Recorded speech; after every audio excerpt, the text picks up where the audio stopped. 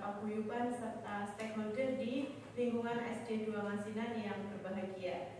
Pertama-tama marilah kita panjatkan puji syukur kehadirat Allah Subhanahu wa taala yang telah memberikan kita nikmat sehingga kita bisa berkumpul pada siang hari ini dengan keadaan sehat ya Bapak Ibu. Alhamdulillah. Untuk melaksanakan sebuah diseminasi atau sosialisasi terkait penerapan dan juga pemahaman budaya positif. Ya. Salawat serta salam tidak lupa kita sanjungkan kepada baginda kita Nabi Agung Nabi Muhammad Sallallahu Alaihi Wasallam yang kita nantikan syafaatnya di yaumil kiamah nanti. Baik, amin. Baik, Bapak Ibu, perkenalkan nama saya Ubaid Hasanah. Saya merupakan CGP Angkatan 11 Kabupaten Kebumen. Pada kesempatan ini saya akan melaksanakan sebuah aksi nyata modul 1.4 yaitu tentang penerapan dan pemahaman budaya positif. Budaya positif itu seperti apa sih? Apakah di SD Negeri 2 Ngasinan ini sudah menerapkan budaya positif? Sudah. Ya, insya Allah sudah ya Bapak Ibu. Tapi kita perlu lagi untuk menggali lebih dalam tentang budaya positif. Budaya positif yang sudah kita ajarkan di sekolah kita, apakah sudah sesuai dengan Ki Hajar Dewantara? Apakah sudah sesuai dengan standar nasional? Kita belum tahu ya Bapak Ibu. Dulu di kurikulum yang lama, paradigma dulu sudah kita sesuaikan, tapi sekarang ada perubahan paradigma. Nah, apakah sudah sesuai atau belum? Mari kita pelajari bersama-sama. Nah, Bapak Ibu, sebelum kita belajar, kita harus tahu dulu tujuan kegiatan kita hari ini. Yang pertama, setelah kegiatan ini, kita harapkan Bapak Ibu bisa menjelaskan tentang konsep budaya positif. Kemudian kita juga bisa mengetahui tentang makna disiplin positif, kemudian makna dari keyakinan kelas, terus hukum dan penghargaan, kemudian 5 kebutuhan dasar manusia, restitusi dengan 5 posisi kontrol guru, dan juga kita dapat menerapkannya dalam ekosistem di sekolah, sehingga apa yang nanti kita laksanakan baik di rumah maupun di sekolah itu ujungnya adalah murid. Nah, bagaimana murid kita bisa mendapatkan apa yang memang murid kita butuhkan. Tapi sebelum kita sampai ke sana, kita tes breathing dulu. Kita tes menyegarkan pikiran kita. Tadi kayaknya sepanang. Coba kita lihat sudah fokus atau belum. Nah, kita akan bermain ice breaking tentang sebut warna. Sebutkan warnanya.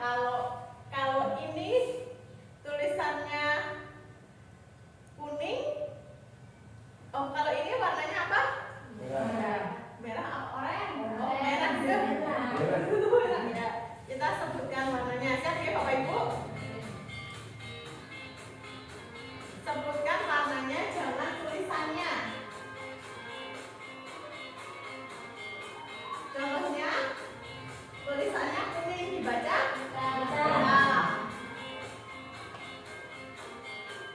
Ya, siap.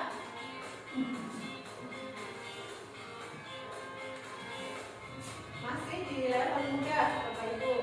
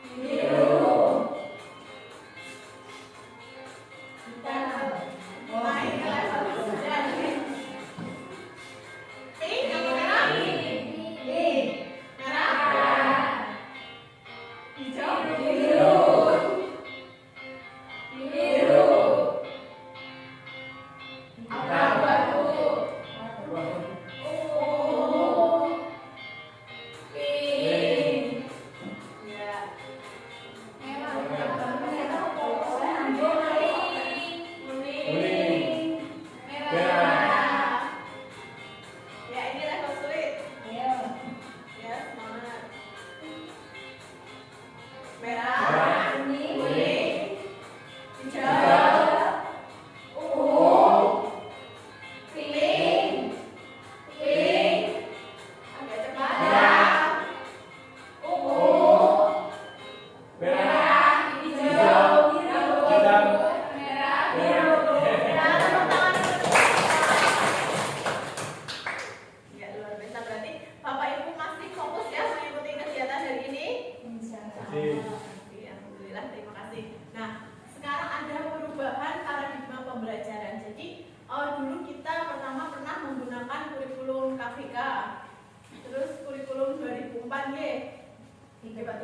terus kemudian kurikulum 13, kemudian sekarang kita berada di kurikulum Merdeka. Nah, ternyata ada perubahan paradigma Bapak Ibu. Nah, kalau paradigma yang lama, sistem pendidikan ini menempatkan siswa sebagai objek pembelajaran. Jadi, bukan sebagai individu yang aktif dalam menemukan makna pembelajaran, tapi mereka sebagai objek. Jadi, yang menjadi pusat pembelajarannya adalah guru. Bagaimana guru selalu memberikan materi, memberikan ceramah, memberikan catatan. Nah, itu adalah paradigma yang lama. Kemudian paradigma yang baru adalah pembelajaran sekarang adalah pembelajaran berdiferensiasi. Sehingga setiap siswa yang belajar itu harus sesuai dengan kebutuhannya, sesuai dengan minatnya, sesuai dengan perkembangannya. Nah, sehingga Bapak Ibu guru harus bisa menyesuaikan pembelajaran yang Bapak Ibu laksanakan dengan kebutuhan siswa dan juga karakter siswa. Dengan harapannya kita dapat mewujudkan suatu kebijakan atau suatu keyakinan universal yang disebut dengan profil pelajar Pancasila. Tentunya Bapak Ibu juga sudah tidak asing lagi ya tentang profil pelajar Pancasila. Ada apa saja? Bertakwa kepada Tuhan Yang Maha Esa, berpikir kritis, melayang mandiri, berkeyakinan global dan kreatif terakhir. Nah, kita telusuri lagi tentang budaya positif. Nah, jadi menurut Ki Hajar Dewantara bahwa pendidik guru di sekolah ataupun orang tua di rumah itu diibaratkan sebagai seorang petani. Jadi murid kita, anak kita itu adalah bibit, di mana bibit itu akan bisa tumbuh subur jika dirawat, dipupuk, disiram. Nah, seperti itu murid kita atau anak-anak kita juga harus seperti itu. Kita diibaratkan sebagai petani, kemudian anak kita ibaratkan sebagai benih. Nah, bagaimana benih tersebut bisa tumbuh dengan subur, bisa tumbuh mekar dan tumbuh menghasilkan buah jika sang petani itu bisa menuntun, bisa merawat tumbuh dan kembangnya benih sesuai dengan kodratnya masing-masing dan juga sesuai dengan minat dan juga sesuai dengan kodrat alam dan kodrat zaman. Nah, untuk mewujudkan tanaman yang subur tentunya kita harus mendukungnya, mendukung tumbuh dan kembang tanaman tersebut. Kita ambil perbandingan, jika tumbuh-tumbuhan yang petaninya rajin, maka tumbuhan tersebut akan subur, akan bagus. Jika petaninya tidak mau merawatnya, tidak mau menyiram, maka tumbuhan tersebut akan menjadi layu. Nah, itulah menurut Ki Hajar Dewantara. Jadi murid kita ibaratkan sebagai benih yang harus kita rawat, harus kita tuntun, bukan lagi kita menyuruh, memerintahkan dan lain sebagainya, tapi kita harus bisa memfasilitasi anak didik kita supaya bisa tumbuh, berkembang sesuai minat dan juga sesuai dengan kodratnya. Ada kodrat alam dan juga kodrat zaman. Kodrat alam bagaimana tumbuh di lingkungan yang bisa membuat anak tersebut bisa akhirnya beradaptasi dengan masyarakat. Kodrat zaman, kita sekarang sudah berada di zaman yang serba digital. Jadi anak didik kita atau anak kita nanti juga harus bisa mengikuti perkembangan zaman.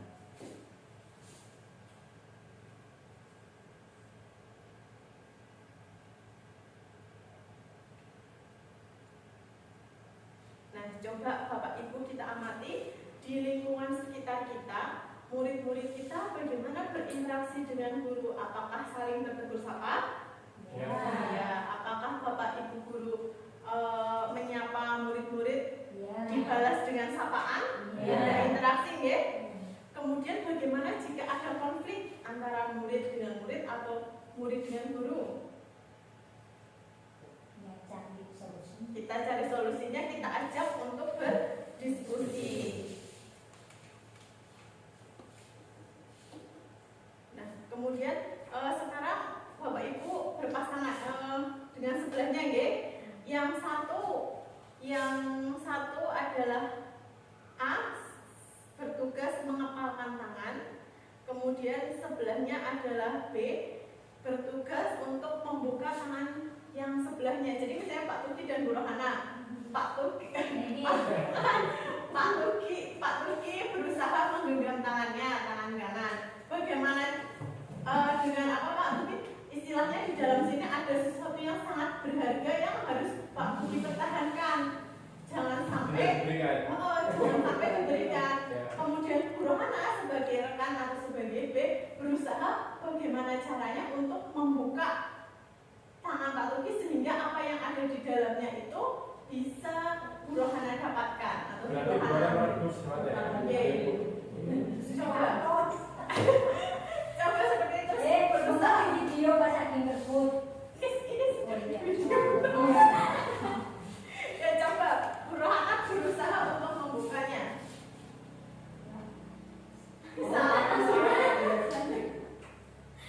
Bisa dengan membujuk, bisa dengan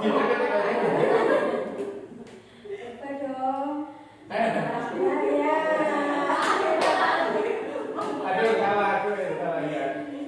Jadi barusan Pak Tuki dan Bu Rohana sudah mempraktekkan, yang satu mengepalkan tangan dan yang satu Bu Rohana membuka. Coba sekarang kita coba untuk menjawab pertanyaan dari apa yang sudah dilakukan oleh Pak Tuki dan Bu Rohana.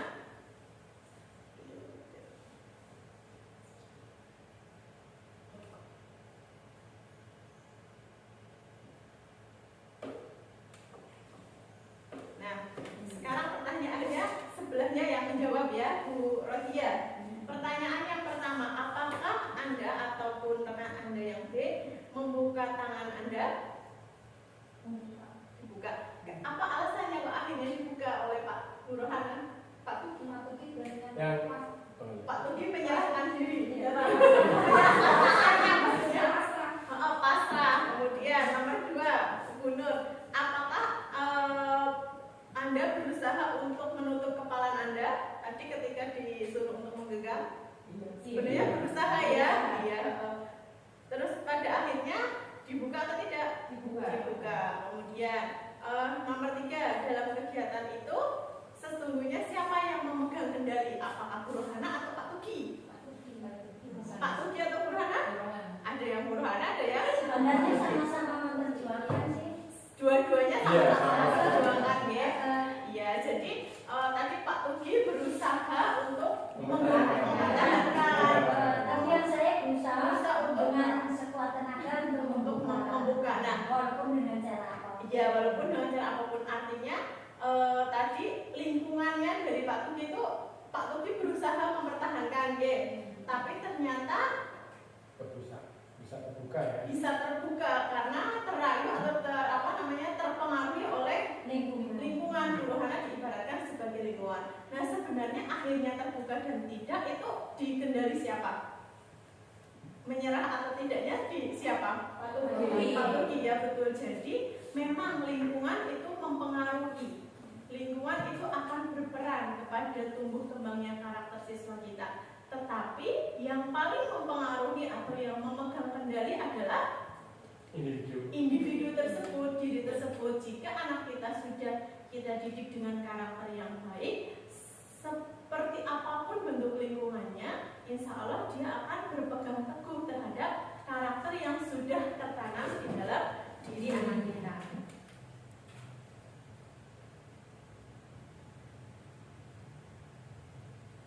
Nah, menurut teori kontrol dari Dr. William Glasser itu ada ilusi bahwa yang dinamakan choice theory. Yang pertama, ilusinya bahwa guru itu mengontrol murid. Misalnya ya, murid, bapak ibu guru menyuruh anak untuk mengerjakan PR. Ada ada PR di rumah, silakan dikerjakan halaman sekian-sekian, gitu kan. Nah, kemudian mengerjakan atau tidaknya itu siapa yang memutuskan? Individu tersebut. Jadi sepertinya seolah-olah anak itu dikontrak atau dimintai tolong oleh guru, tapi mau atau tidaknya itu kan tergantung individu tersebut. Kemudian ada ilusi mengatakan bahwa sebuah penguatan positif, efektif dan bermanfaat. Jadi kita mengajak anak setiap hari mengingatkan untuk bertutur kata yang santun, mengingatkan sholat, kemudian mengingatkan untuk selalu bersikap ramah. Itu sepertinya kita yang memberikan penguatan positif kepada murid kita. Tapi mau atau tidaknya itu juga tergantung dengan murid kita sendiri atau individu anak tersendiri. Nah, ilusi bahwa kritikan dan membuat orang merasa bersalah dapat menguatkan karakter. Jadi kadang kita sebagai orang tua atau sebagai guru kadang sering seperti ini ya. Kamu sudah dicarikan uang banyak-banyak, sekolah di sana nih malah nggak dapat juara. Ada seperti itu ya? Atau sudah kamu nggak kasihan apa sama guru, sudah pulang sekolah atau sudah dikasih jam tambahan, sudah dijelaskan orang mudeng-mudeng ya, seperti itu ya. Terus kemudian anak kadang merasa bersalah, ya kasihan ya bu guru, kamu nggak kasihan apa sama ayahmu, siang-siang di sawah panas-panasan kamu malas belajar. Nah, kadang kita membuat anak seperti itu, anak jadi merasa bersalah, kemudian akhirnya ya wis lah aku tak ngarep PR, ben mamaku enggak kasihan. Nah itu seperti itu seolah-olah itu kita membuat anak merasa bersalah dapat menguatkan karakter anak, padahal kuat dan tidaknya sebenarnya itu tergantung pada individu anak tersebut. Kemudian ilusi bahwa orang dewasa memiliki hak untuk memaksa. Ada kita memaksa anak, kamu harus seperti ini, kamu harus seperti itu. Mungkin ketika kecil masih bisa kita paksa, tapi ketika sudah dewasa semua akan kembali kepada individu masing-masing.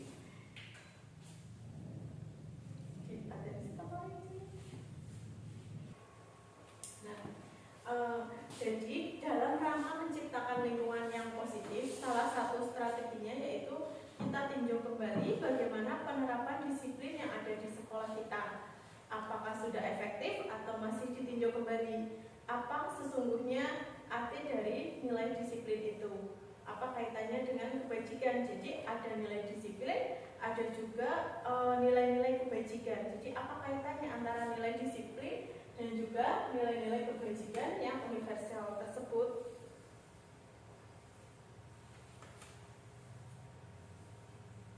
Nah, seorang yang sudah memiliki nilai disiplin itu berarti mereka sudah bisa bertanggung jawab terhadap apa yang dilakukannya, karena pada dasarnya mereka itu mendasari tindakannya dengan nilai-nilai kebajikan yang universal.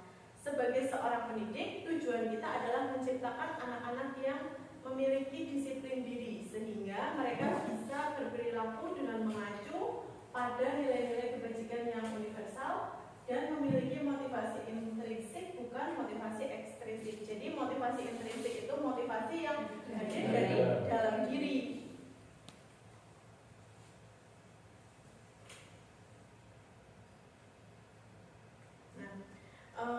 Bapak pendidikan kita yaitu Pak Ki Hajar Dewantoro menyatakan bahwa di mana ada kemerdekaan, disitulah ada disiplin yang kuat.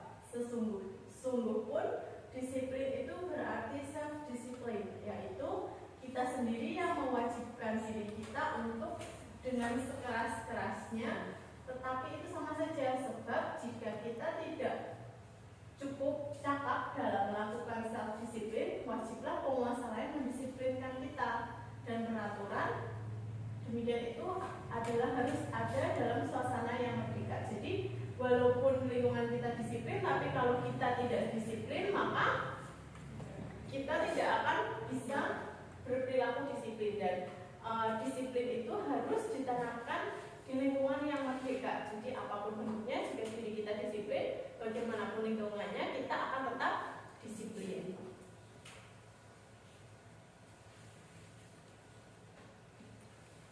Nah, tadi apa hubungannya antara disiplin dan nilai-nilai kebajikan? kebajikan. Jadi teori nilai kebajikan itu banyak sekali. Salah satunya adalah profil pelajar Pancasila. Masih ingat lagunya Bapak Ibu? Coba kita nyanyikan bersama. Kurang 1, 2, 3. Pelajar Pancasila beriman dan bertakwa pada Tuhan Yang Esa dan beralam mulia, berdiri dan global, gotong royong mandiri, kreatif dan bernalar kritis. Ada profil pelajar Pancasila yang juga merupakan nilai-nilai kebajikan. Nah, selain profil pelajar Pancasila, ada juga nilai kebajikan yang lain, seperti peduli, kemudian rajin, integritas, rasa hormat, kemudian keterus-terangan, keberanian, kebahagiaan, kemudian tanggung jawab, kebersihan, kesantunan, keadilan, pengabdian, komitmen, kreatif, baik hati, bijaksana, belas kasih, semangat, kesetiaan, bersyukur, percaya diri, kedermawanan, berprinsip, toleransi, belas kasih, kejujuran, bersahaja, percaya, bertujuan, dermawan, keteraturan, lurus hati, tenggang rasa, harga diri, kedamaian, dan lain sebagainya. Nah, itu merupakan nilai-nilai kebajikan yang harus kita tanamkan kepada siswa kita. Jadi kalau kita sekarang kan kita biasanya menerapkan keyakinan kelas. Nah, sebenarnya keyakinan kelas itu berawal dari pertama peraturan. Contohnya jika berangkat ke sekolah itu harus menggunakan seragam. Nah, itu adalah peraturan. Nah, menjadi keyakinan kelasnya berubah menjadi apa nilai dari itu nilai kebajikannya apa? Disiplin. Jadi nanti keyakinan kelasnya berbunyi disiplin. Nah, dalam menerapkan lingkungan yang positif, setiap warga sekolah dan juga pemangku kepentingan harus saling mendukung, menghayati dan menerapkan nilai-nilai kebajikan yang telah disepakati bersama. Dengan menerapkan nilai-nilai kebajikan yang sudah kita sepakati bersama, kita dapat menerapkan tujuan mulia, sehingga Bapak Ibu guru dan juga orang tua di rumah sebagai pemimpin pembelajaran juga perlu berjiwa atau mengembangkan diri menjadi seorang yang disiplin, sehingga mutu pendidikan yang ada di sekolah dan tujuan daripada penerapan disiplin itu tercapai, sehingga kita bisa menghasilkan lulusan yang diharapkan. Kita bisa menghasilkan lulusan yang berkarakter, yang berdisiplin, yang santun, yang jujur, sesuai dengan standar kompetensi lulusan yang sudah kita bawa atau kita sepakati bersama. Nah, sekarang saya punya pertanyaan. Sebagai seorang guru, saat Anda hadir mengajar di kelas tepat waktu, motivasi apakah yang mendasari tindakan Anda? Kemudian jika Anda datang, apakah Anda karena tidak ingin ditegur oleh atasan, kemudian mendorong Anda untuk datang tepat waktu, ataukah Anda ingin mendapatkan pujian dari atasan Anda? Kemudian atau Anda sendiri yang menghargai diri sendiri untuk berusaha datang tepat waktu, sehingga akan diteladani oleh murid-murid, dan murid-murid akan meniru tingkah laku Bapak Ibu, yaitu menghargai diri sendiri. Menurut Bapak Ibu mana yang menghargai diri sendiri? Jadi kita menghargai diri sendiri untuk berusaha hadir tepat waktu.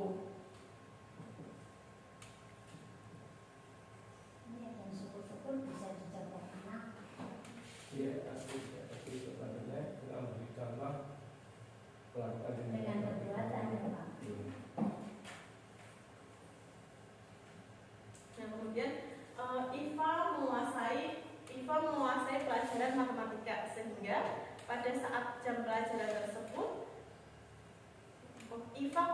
menguasai pelajaran matematika, sehingga pada saat pelajaran tersebut berlangsung, dia lebih banyak berdiam diri atau menggambar di buku pelajarannya. Pada saat guru matematikanya datang, yaitu Pak Seno, menanyakan pertanyaan, Iva menjadi gugup dan tidak sengaja menjatuhkan tasnya dari kursi. Perilaku Iva yang berbicara tergagap, terkejut tersebut membuat Pak Seno membiarkan teman-teman Iva menertawakan Iva yang tergagap dan malu luar biasa, dan malahan meminta Iva untuk maju ke depan dan berdiri di depan kelas sambil menunjuk hidungnya karena tidak bisa menjawab pertanyaan dari Pak Seno. Kelas makin gaduh dan anak-anak pun tertawa melihat Iva di depan kelas sambil memegang hidungnya. Kemudian pertanyaannya, apakah Bapak Ibu setuju dengan tindakan yang dilakukan oleh Pak Seno? Ya. Coba saya ingin dari Bapak Ibu menyampaikan pendapatnya di depan. Apakah Bapak Ibu setuju dengan apa yang dilakukan oleh Pak Seno? Kemudian jika tidak, apa alasannya? Kemudian apa yang dilakukan oleh Pak Seno terhadap Iva itu merupakan sebuah hukuman atau sebuah konsekuensi karena Iva datang terlambat?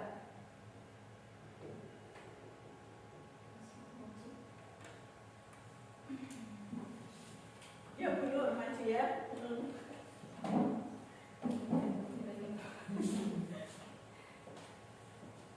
Dari kasus tadi, pertanyaan nomor 1, apakah Anda setuju dengan tindakan Pak Seno terhadap Iva?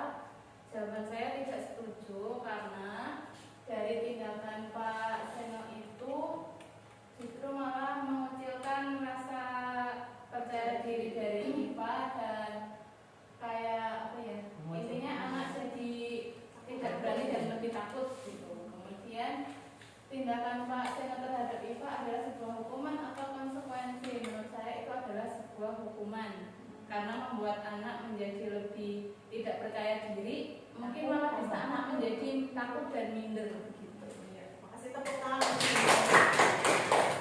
Jadi menurut Bu Nur itu tidak tepat ya, anak tidak tahu kurang mati pelajarannya, justru malah disuruh ke depan dan ditertawakan oleh teman satu kelas. Nah, menurut Bu Nur itu justru akan membuat Iva menjadi tidak percaya diri dan juga menjadi takut. Sebenarnya kalau ada anak yang tidak memahami, itu artinya berarti anak tersebut butuh perhatian, betul, membutuhkan bantuan dari kita. Kita seharusnya membantu.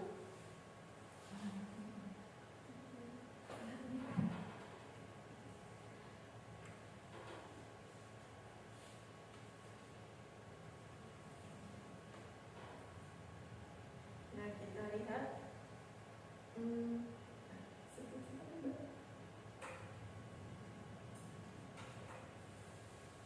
jadi terkadang Bapak Ibu guru itu menempatkan diri, ada yang menjadi seperti Pak Seno, sesuai dengan yang dikatakan Bu Nur, itu sebagai penghukum.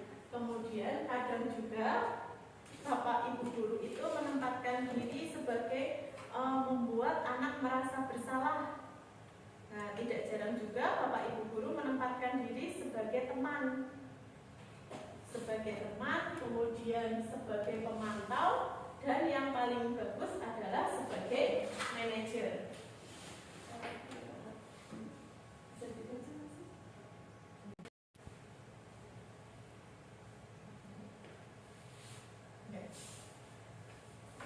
Nah, sekarang coba kita akan menjawab pertanyaan antara hukuman dan konsekuensi. Jadi terkadang kita memberikan perilaku terhadap anak itu sebuah hukuman atau sebuah konsekuensi. Jadi ada sekitar 10 pertanyaan. Yang pertama, mencatat 100 kali di dalam buku kalimat "saya tidak akan terlambat lagi" karena anak tersebut datang ke sekolah. Itu hukuman atau konsekuensi? Coba.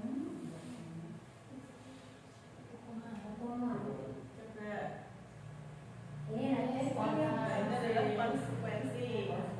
Kemudian lari mengelilingi lapangan basket 2 kali karena terlambat hadir di sekolah. Hukuman.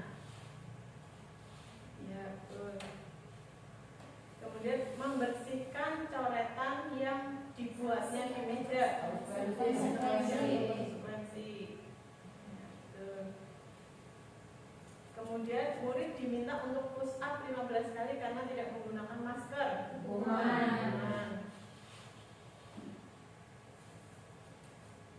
Kemudian menggantikan kertas tugas teman yang telah dicoret-coret.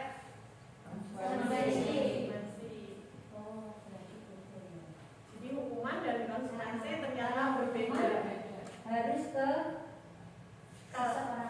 Kalau hukuman itu dari seseorang untuk orang lain. Nah, kalau konsekuensi itu dari perilaku kita harus tanggung jawab. iya semua memperbaiki lah ya. Berjemur di lapangan basket pukul 12 siang karena mengobrol dengan teman. hukuman. Hukuman atau konsekuensi? Hukuman. Jadi kalau hukuman itu pada diri sendiri supaya anak itu istilahnya biar anak itu jeda hukuman. Kalau konsekuensi anak jadi agak menyadari perbuatannya. Bedanya Itu bedanya. Nanti masih ada lagi satu lagi adalah restitusi. Jadi ada hukuman, konsekuensi dan restitusi. Kemudian murid diminta bertelanjang kaki sepanjang hari karena tidak menggunakan sepatu warna hitam. hukuman. Ini berurusan dengan tubuh ya. Ya, berdiri di depan kelas sambil mengangkat satu kaki karena tidak bisa menjawab pertanyaan. Hukuman. Semakin kesini semakin bisa lah ya Iya, semakin membedakan. membedakan. Kemudian membersihkan tumpahan air di meja tulis karena tersenggol saat belajar. Konsekuensi. Kemudian kehilangan 10 menit jam istirahat untuk mengerjakan tugas karena terlambat datang dan tertinggal. Jadi pelajaran 10 menit jadi menggantinya ketika istirahat. Konsekuensi. Ya, Bisa. duduk di bangku di pinggir lapangan pada jam istirahat dan tidak diizinkan bermain oleh guru privat karena mencederai teman saat bermain di lapangan. Hukuman.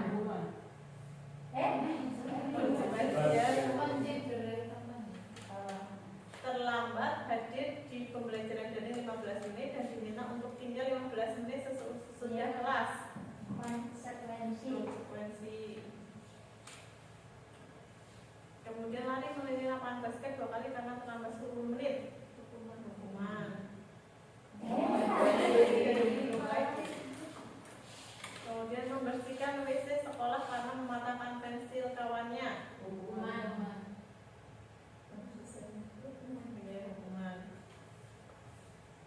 Oke, 11 dari 14 berarti betulnya 11 dari 14 salah. Hebat hebat ya termasuk saya. Jadi tapi kalau menurut saya di sekolah sudah tidak ada lagi yang memberi hukuman, ya, Pak ya, sudah tidak ada yang meminta anak push up, lari keliling lapangan, tidak ya. Tapi tahu sendiri loh. Anaknya lari sendiri. Berarti sudah mempunyai keyakinan kelas tertentu itu. Punya disiplin sendiri.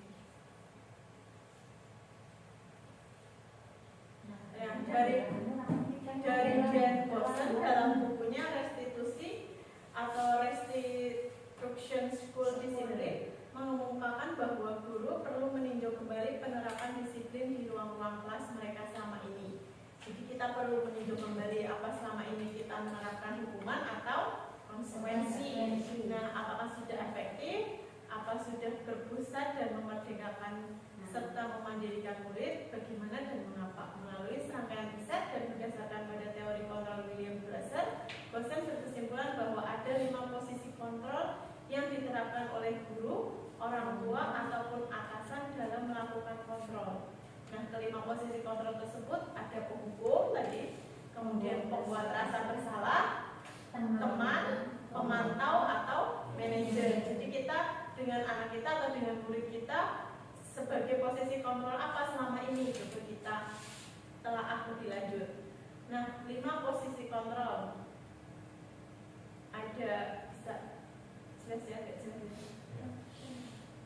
ini ada di sini adalah guru berbuat, di sini ada penghukum, terus membuat rasa bersalah. Ini adalah kontrol negatif yang harus kita tinggalkan, sudah tidak kita bawa lagi dalam paradigma baru.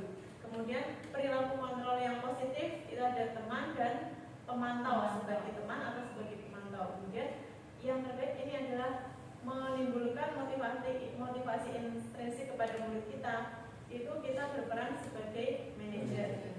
Jadi guru berbuat sebagai penghukum, biasanya akan menghadik, menunjuk, kemudian menyindir murid kita kalau melakukan sebuah kesalahan.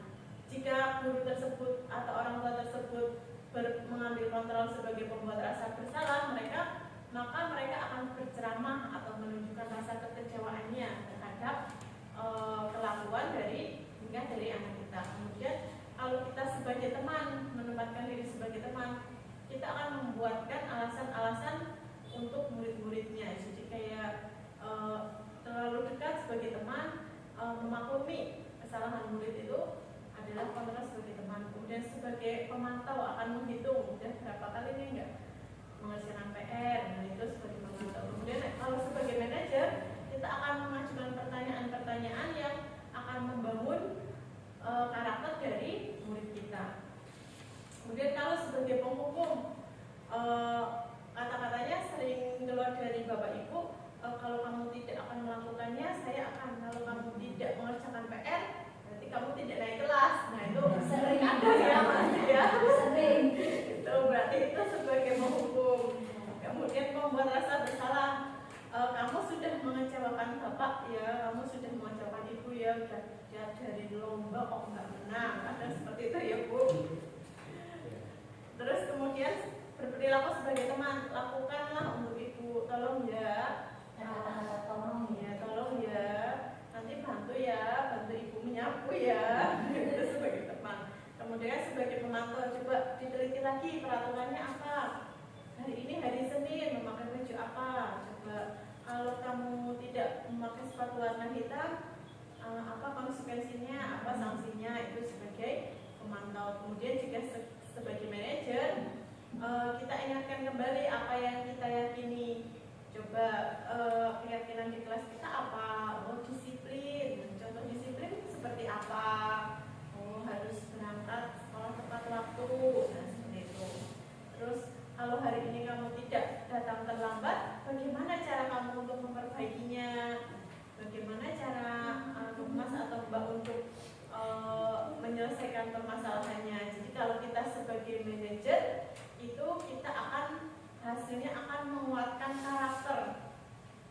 karakter dari siswa kita. Kalau kita sebagai pemantau, nanti anak merasa diawasi.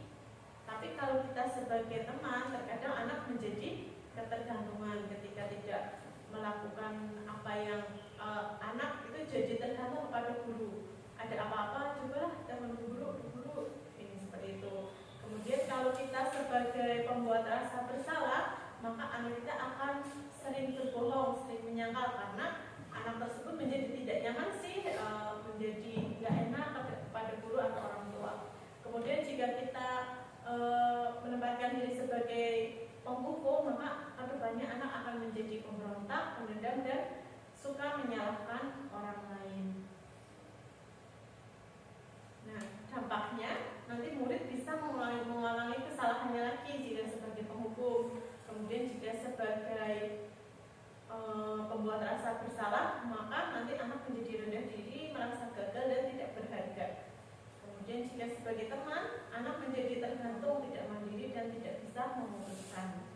Sebagai pemantau, ini akan menitik beratkan pada dampak pada diri sendiri, suka mendapatkan hadiah ataupun mendapatkan hukuman. Tapi kalau sebagai manajer, anak bisa mengevaluasi bagaimana menjadi diri yang lebih baik lagi. Nah, jadi alangkah lebih baiknya jika kita menempatkan diri sebagai posisi kontrol sebagai manajer.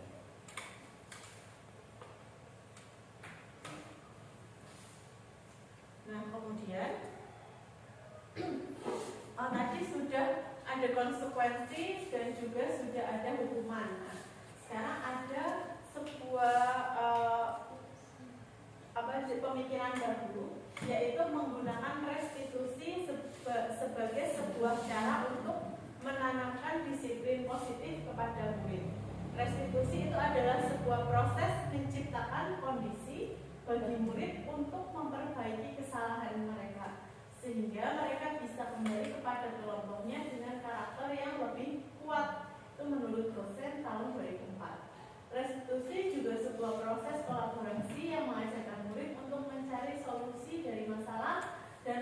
murid berpikir tentang orang seperti apa yang mereka inginkan dan bagaimana mereka akan memperlakukan orang lain. Jadi dengan restitusi itu diharapkan kita dapat menebalkan karakter baik yang ada di dalam murid. Ketika anak melakukan sebuah kesalahan, itu sebenarnya anak sedang tidak terpenuhi kebutuhan dasarnya.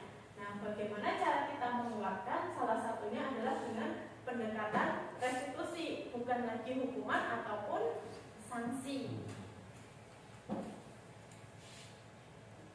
Nah, ciri-ciri restitusi adalah yang pertama, restitusi itu bukan untuk menebus sebuah kesalahan, bukan untuk mengganti, namun anak akan belajar dari kesalahan. Kemudian restitusi itu akan memperbaiki hubungan. Jadi jika ada konflik dengan menggunakan restitusi, konfliknya akan bisa diperbaiki. Kemudian restitusi adalah tawaran, bukan paksaan. Restitusi fokus pada karakter, bukan pada tindakan. Jadi dengan restitusi karakternya akan lebih kuat, dan karakter yang muncul adalah karakter sesuai dengan nilai-nilai kebijakan. Nah, segitiga restitusi itu ada 3 tahapan. Yang pertama menstabilkan identitas, kemudian yang kedua adalah validasi tindakan yang salah, dan yang ketiga adalah menanyakan keyakinan. Nah, pada kegiatan menstabilkan identitas, yang pertama guru nanti akan berkata, atau orang tua akan berkata, setiap orang pasti melakukan kesalahan, betul atau tidak? Iya.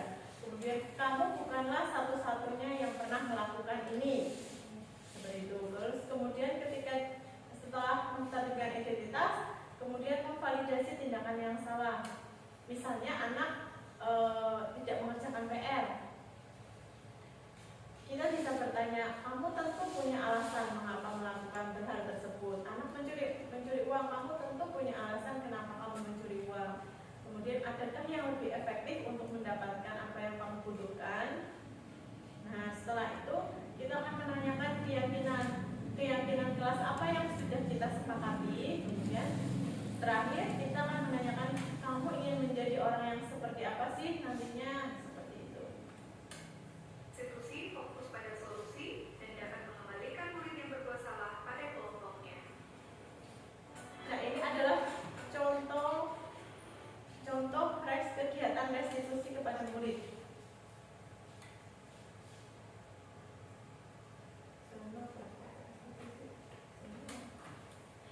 Restitusi fokus pada solusi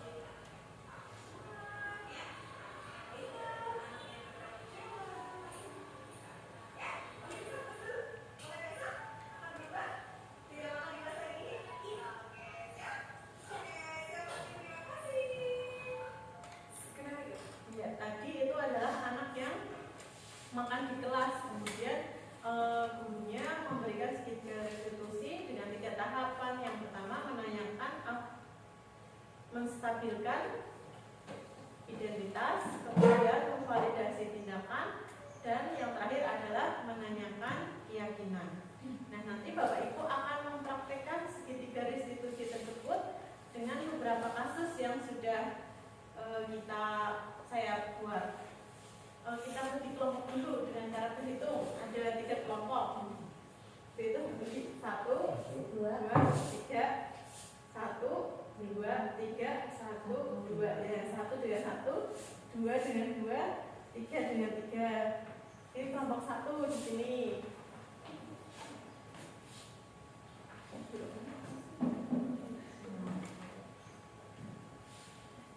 Kelompok 2, kemudian kelompok 3.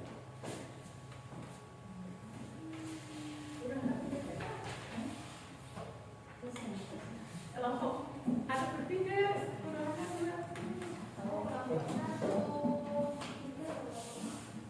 Satu. 2 tuh.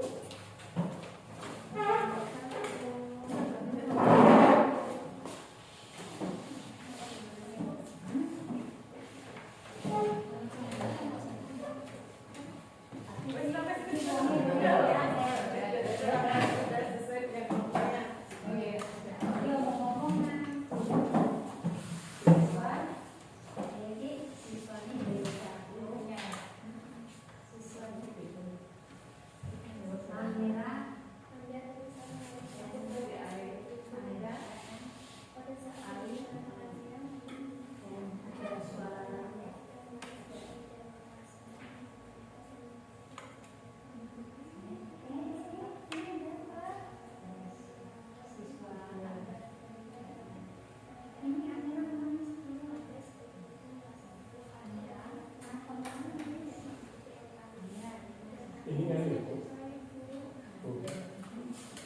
Ini permasalahan ini cara yang kita Iya Pak, mohon maaf itu apa ya?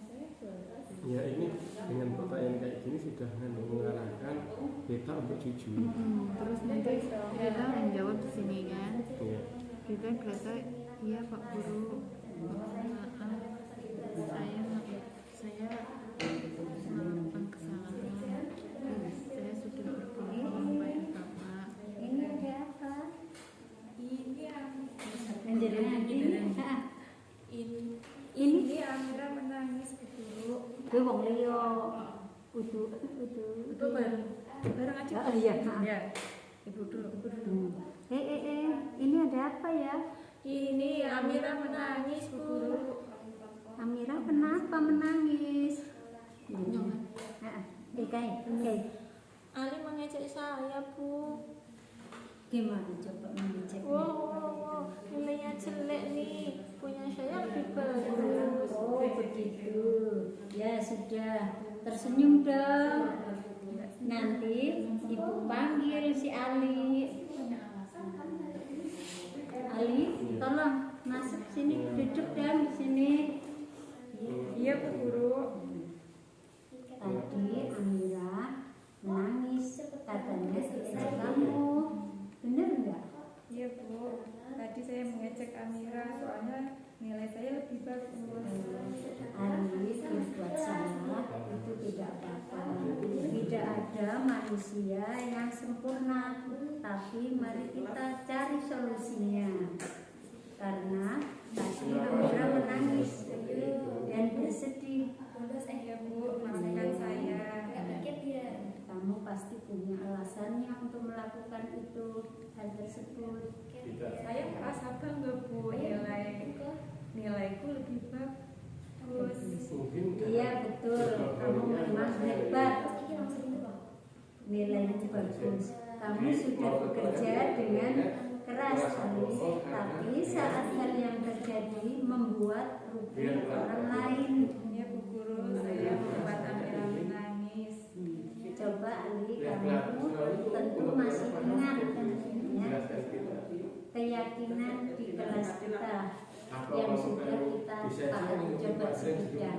Ada 4 Bu. Yang pertama belajar, 2 perlu merasa senang, 3 perlu saling menghargai dan merasa aman. Nah, dari keyakinan kelas yang sudah kamu sepakati, apa yang belum kamu apa yang sudah kamu langgar? Saya melanggar saling menghargai, Bu, sehingga membuat Amira menangis dan merasa tidak aman. Baik, nah sekarang apa tindakanmu setelah kamu tahu bahwa kamu sudah melanggar keyakinan tersebut? Saya akan meminta maaf, Bu, kepada Amira. Saya berjanji tidak akan mengulanginya lagi. Kedepannya saya akan membantu Amira jika ia merasa Aku nggak selesai. Harus juga pengen jajan. Maju. Ini kan berkaitan dengan Jenengan pun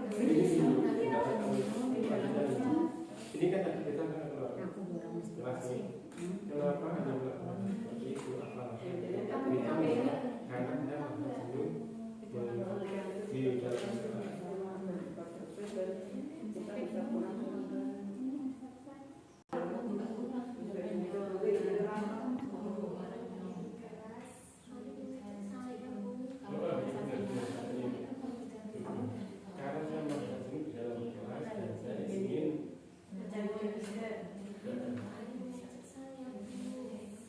Gimana mengeceknya? Ini aku Nilainya ini jawaban kita ini belum kan belum digunakan dulu karena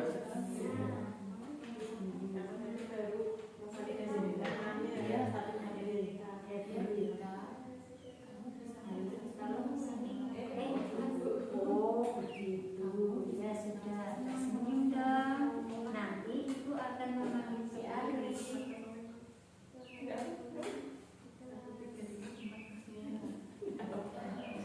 Tolong kesini. Iya dulu. Tadi Amira menangis. Katanya diuji oleh kamu. Memang benar. Iya, Bu. Tadi saya mengecek Amira soalnya nilai saya lebih bagus. Aini, berbuat salah itu tidak apa-apa. Tidak semua manusia itu sempurna. Tapi mari kita cari solusinya. Karena tadi Amira menangis dan bersedih. Iya, Bu. Maafkan saya. Kamu pasti punya alasan untuk melakukan itu. Saya merasa bangga, Bu, karena sudah mendapat nilai bagus. Iya betul. Kamu memang hebat. Nilaimu bagus. Kamu adalah pekerja keras Ali. Tapi ada hal yang jadi membuat orang lain Saya membuat Amira menangis. Coba Ali, kamu tentu masih ingat keyakinan yang kita buat di kelas bersama-sama. Coba sebutkan. Ada 4, Bu. Yang pertama perlu belajar, yang kedua perlu merasa senang, yang ketiga perlu saling menghargai, dan keempat merasa aman. Nah, dari keyakinan kelas yang sudah kamu sebutkan, apa yang sudah kamu langgar? Saya melanggar saling menghargai, Bu, sehingga membuat Amira menangis dan merasa tidak aman. Baik, nah sekarang apa tindakanmu setelah kamu tahu bahwa kamu telah melanggar keyakinan kelas itu? Saya akan meminta maaf, Bu, kepada Amira. Saya berjanji tidak akan mengulanginya lagi. Kedepannya saya akan bantu Amira jika ia merasa kesulitan. Oke, coba berjabat tangan dengan si Amira. Iya, Maafkan saya, sama-sama.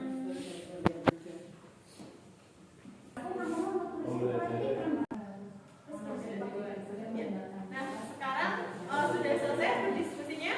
Ya, sekarang bisa setiap kelompok bergantian maju ke depan. Yang maju kelompok berapa dulu? Dua. Ya, dua dulu. Monggo Bu Rahana. Di sini Bu.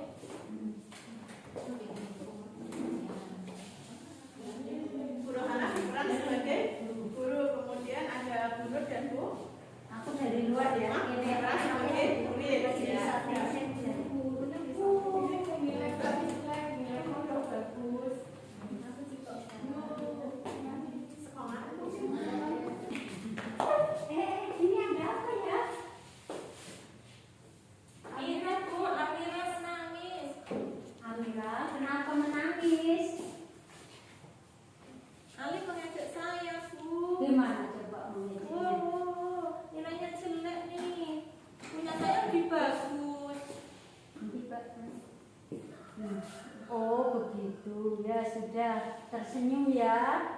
Nanti ibu akan memanggil si Ali ke sini.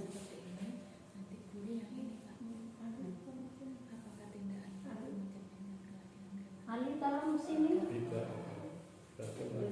Sini coba duduk. Ya Bu.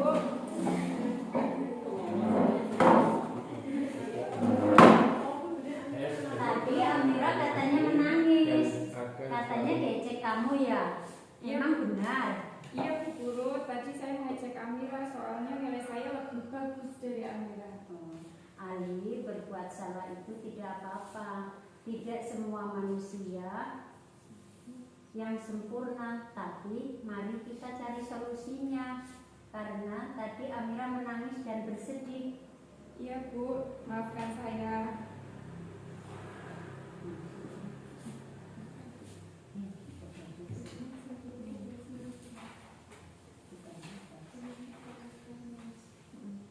Iya betul. Kamu memang hebat. Kamu pasti punya alasannya untuk melakukan hal tersebut. Saya merasa bangga Bu karena sudah mendapat nilai bagus. Iya betul. Kamu memang hebat, nilaimu bagus. Kamu sudah bekerja dengan keras, tapi ada hal yang menjadi temanmu atau orang lain merugi. Iya Bu, saya membuat Amira menangis. Coba Ali, kamu tentu masih ingat keyakinan kelas yang sudah kita sepakati. Coba sebutkan apa saja. Ada 4 Bu. Yang pertama perlu belajar, yang kedua perlu merasa senang, yang ketiga perlu saling menghargai, dan keempat merasa aman. Nah, dari keyakinan kelas yang sudah kamu sebutkan, apa yang sudah kamu langgar? Saya melanggar saling menghargai Bu, sehingga membuat Amira menangis dan merasa tidak aman. Baik, nah sekarang apa tindakanmu setelah kamu tahu bahwa kamu sudah melanggar keyakinan kelas kita? Saya akan meminta maaf Bu kepada Amira. Saya berjanji tidak akan mengulanginya lagi. Kedepannya saya akan membantu Amira jika ia merasa kesulitan. Oke, coba berjabat tangan.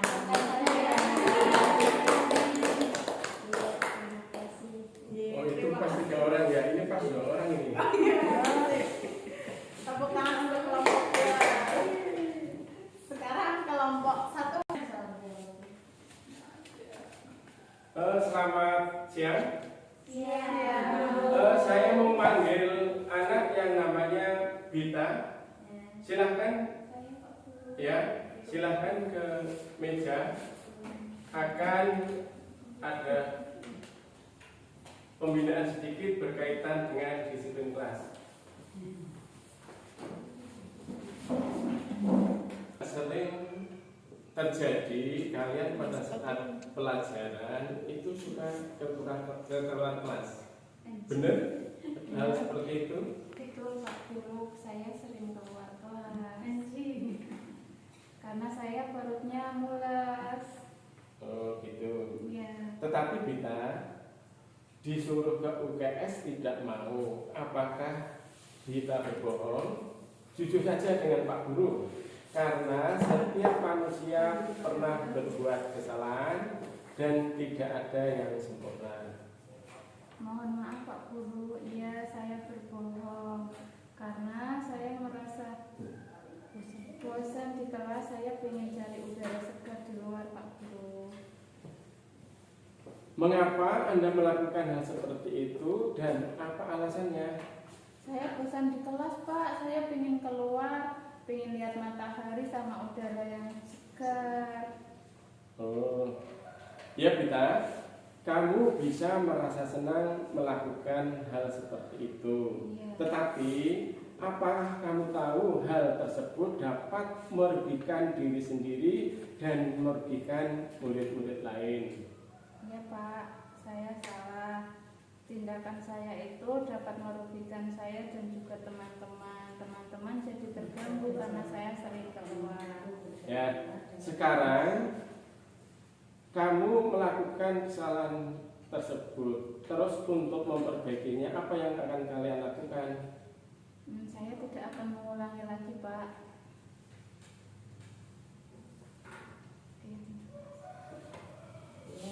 Ya, dari kesalahanmu, apakah kamu tahu aturan kelas yang sudah disepakati bersama di kelas ini? Ya Pak, saya tahu kita tidak boleh saling bertengkar sama teman.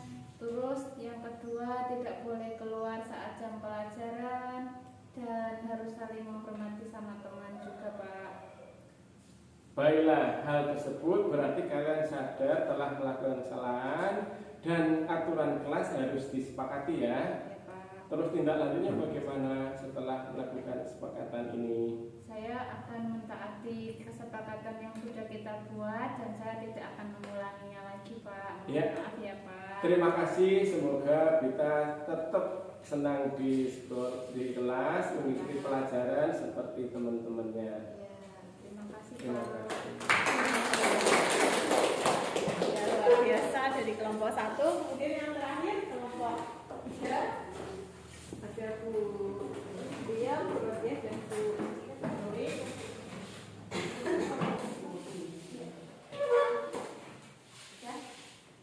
Ye, akhirnya bisa pulang ke asik. Kok kamu hari ini pikir loh? Oh iya ya. Oh iya, hari ini aku pikir. Yuk pikir. Kamu mau baca buku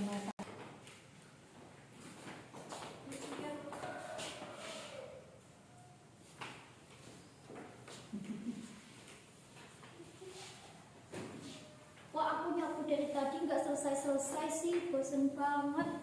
Mau jajan aja ah. Mama.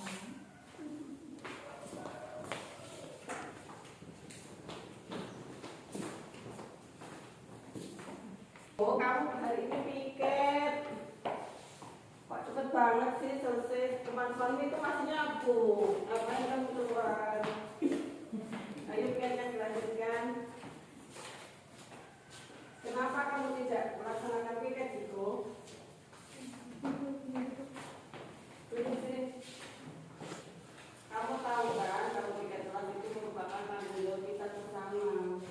Tahu Bu, tapi aku pengen jajan.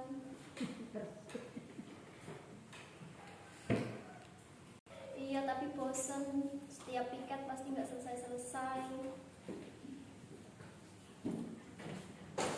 Nah, sudah tahu kan kalau piket itu dikerjakan secara bersama-sama dan kalau sudah selesai nanti kita bisa pulang bersama, Ciko.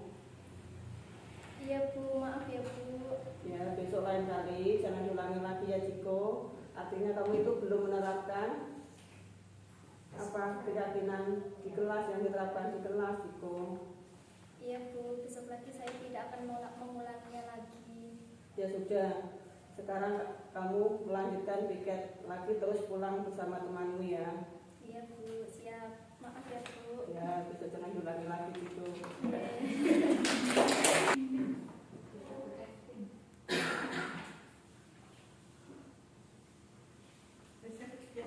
Nah, tadi sudah mempraktekkan tentang penerapan segitiga restitusi. Diharapkan nanti Bapak Ibu dan juga orang tua di rumah bisa menerapkan segitiga restitusi tersebut di rumah. Jadi kalau anak melakukan kesalahan itu pasti ada alasannya, dan anak melakukan kesalahan itu artinya anak belum terpenuhi kebutuhan dasarnya. Apa itu kebutuhan dasar? Ada 4 kebutuhan atau ada 5 kebutuhan dasar manusia. Yang pertama itu adalah kebutuhan bertahan hidup. Kemudian yang kedua adalah kebutuhan penguasaan. Ketiga, kebutuhan kasih sayang. Yang keempat, kebebasan. Dan yang terakhir ada kesenangan. Jadi kalau anak melanggar suatu kesepakatan atau keyakinan kelas atau melanggar apa yang sudah kita sepakati, berarti ada 5 kebutuhan anak yang belum tercukupi. Nah, misalnya anak yang datang terlambat, mungkin dia butuh rasa kasih sayang, di rumah tidak ada orang tuanya, seperti itu. Jadi kita tidak boleh langsung menyalahkan anak, tapi kita harus menerapkan segitiga restitusi untuk mengetahui kebutuhan dasar anak apa yang belum terpenuhi. Itu ya Bapak Ibu. Nah sekarang ada 4 buah pertanyaan tentang bagaimana posisi kontrol kita terhadap anak. Tadi kita sudah praktek segitiga restitusi, semuanya sudah bisa ya, sudah siap menerapkan di kelas ya. Nah, ada 3 tahapan tadi. Yang pertama adalah menstabilkan identitas, kemudian memvalidasi tindakan yang salah, dan yang terakhir adalah menanyakan keyakinan. Jadi kita stabilkan dulu identitasnya, jika emosi kita tenangkan dulu, kemudian kita tanya lagi apa benar kamu sudah berbuat salah dan lain sebagainya. Kita validasi tindakan anak yang salah. Jadi anak harus tahu kesalahannya di mana, itu harus tahu. Kemudian yang terakhir kita ingatkan lagi tentang kesepakatan atau keyakinan kelas yang sudah disepakati bersama. Nah sekarang kita akan mencoba mengisi kolom. Siapa yang mengatakan mengatakan ini kita sebagai posisi kontrol sebagai apa? Saya kecewa sekali dengan kamu. Sebagai teman, pemantau, penghukum, atau pembuat rasa bersalah? Pembuat rasa bersalah ya. Ya, betul. Kemudian ibu kejar aku karena ibu guru sayang aku. Ibu kejar aku karena ibu guru sayang aku. Teman. Itu kebutuhan apa? Cinta dan kasih sayang. Iya betul. Dan aku hebat kan? Aku bisa bikin ibu guru mengejar aku. Kesenangan, kebebasan, penguasaan, cinta dan kasih sayang. Kesenangan mungkin ya. Kemudian aku bosan mewarnai terus di dalam kelas. Kesenangan atau kebebasan? Kebebasan. Bebas. Iya. Sudah ada 3 betul, salah 1. Ya berarti yang terakhir kita beri apa Pak Tugi? Dikasih W, dikasih O, dikasih W. Wow, keren. Wow, keren. Kita ulang ya. Sekali lagi dikasih apa Pak Tugi? Dikasih W, dikasih O, dikasih W. Wow, keren. Wow, keren. Oke, tepuk tangan. Terasa atau tidak terasa Bapak Ibu sudah 1 jam kita bersama. Semoga dari sesi belajar singkat pada siang hari ini dapat membawa manfaat untuk kita semua, dan kita baik guru maupun orang tua bisa menuntun murid kita, menuntun anak kita menuju kebahagiaan yang setinggi-tingginya sesuai dengan minat dan bakat dan kodrat zaman serta kodrat alam yang ada. Nah, mohon maaf jika ada kesalahan. Terima kasih atas partisipasinya. Kita akhiri dengan kalimat hamdalah bersama-sama.